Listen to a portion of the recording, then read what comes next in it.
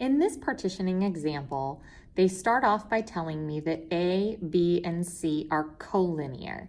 This simply means on the same line.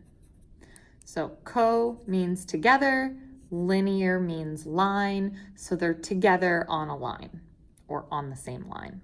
And it also tells me that B is in between A and C. They go on to talk about a ratio and give me some coordinates. So a couple things that I want to figure out are, what are the endpoints of my line? So the endpoints, they tell me that B is in between A and C. So that means that my endpoints are going to be A and C. Now don't confuse this with a midpoint problem, because it doesn't say that B is the midpoint. It says that the ratio from AB to BC is a 1:3 ratio.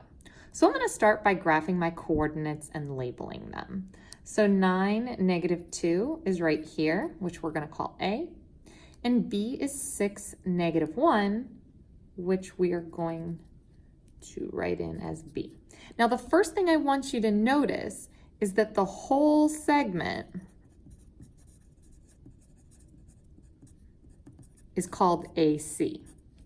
That's not what I have here. So even if I connect these two with my protractor ruler, I still don't have the whole segment that this problem is talking about. The whole segment is from A to C. So I only know part of it. And I have to figure out where the other end of it is. So obviously, if A is here, I know that C is going to be somewhere out here, not over here.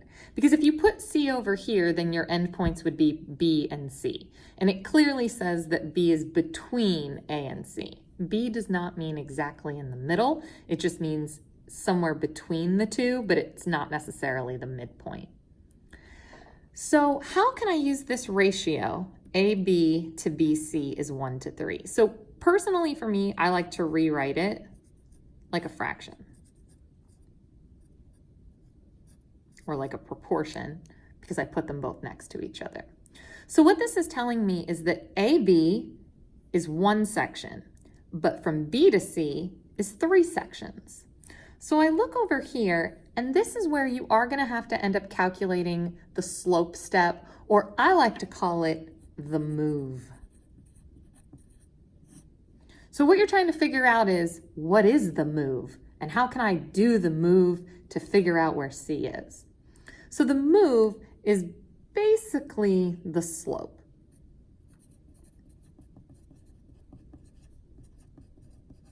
But traditionally, the slope would be going from left to right.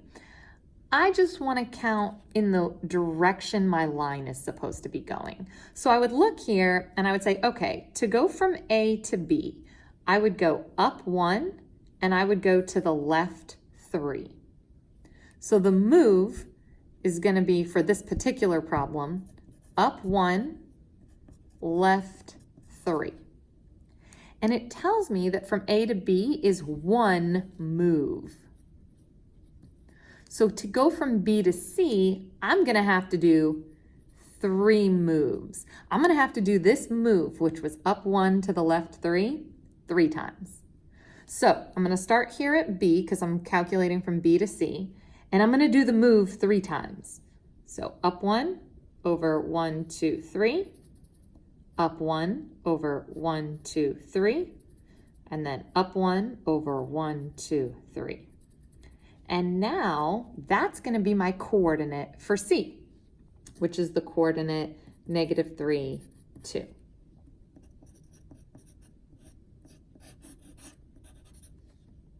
So I can check my answer, because if now I look at it, I've got 3 sections from C to B, which it said I was supposed to have 3 sections, and 1 section from A to B.